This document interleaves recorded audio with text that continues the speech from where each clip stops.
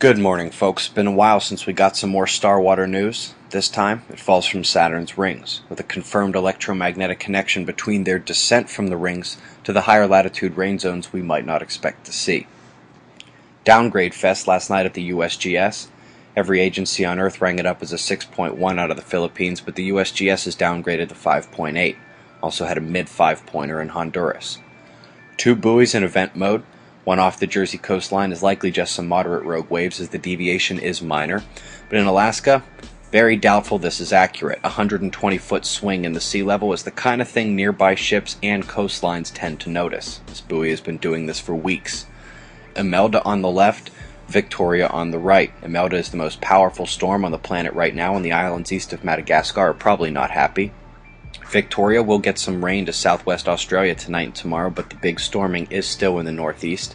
Southern New Zealand about to get another Antarctic chill.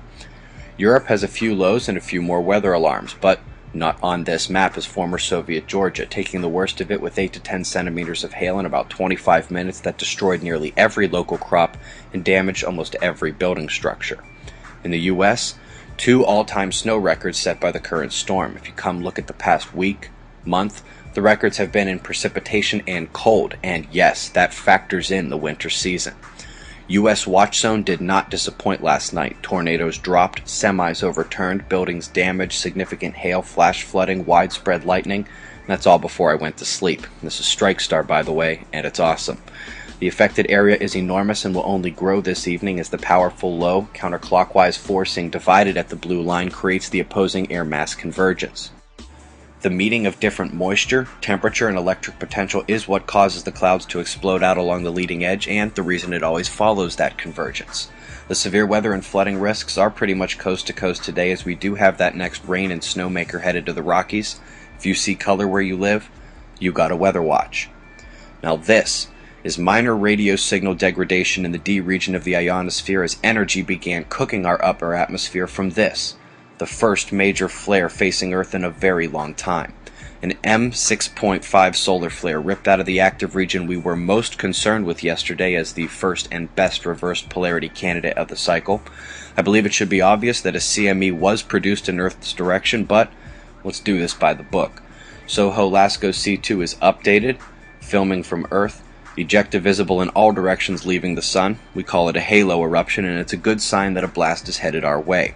You must also use the stereo spacecraft A and B. You can see that as B looks at the sun, the Earth would be off to the right. In that frame we see plasma coming in Earth's direction. Earth is off to the left in the other image from stereo A. Dead certain impact. Endless spirals not yet updated.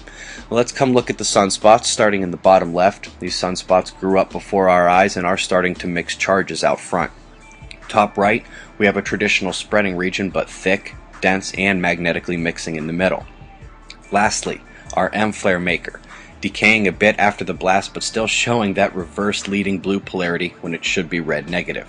Still waiting for the speediest solar wind stream particles. Keep an eye as the yellow speed rises today. We absolutely have another, this CME, on its way to Earth. Check the endless spirals and the CME arrival prediction time on ISWA when they update. Last 2 days of the uptick watch, eyes open. No fear, it's 6:35 a.m. Eastern Time, and that's the news. Be safe, everyone.